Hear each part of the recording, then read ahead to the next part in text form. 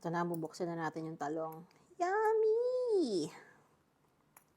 Favorite ko to kahit nung bata pa ako eh. Talagang sasaw-saw ko siya ng matagal sa suka para ma-absorb talaga siya ng talong. Ganyan. Hindi ko lang kinakain yung balat niya. Alam ko yung ibang mga tao kumakain ng balat ng kinakain nila lahat. Ewan ko kung bakit. Basta ako, hindi ko siya bet. Parang sumasabit sa ngala-ngala. That's what she said. Anyway, ayan, ganyan.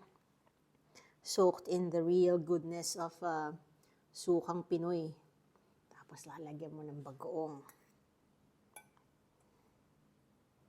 Taas natin yung camera para makita niyo yung reaction ko. Di pa nga excited na.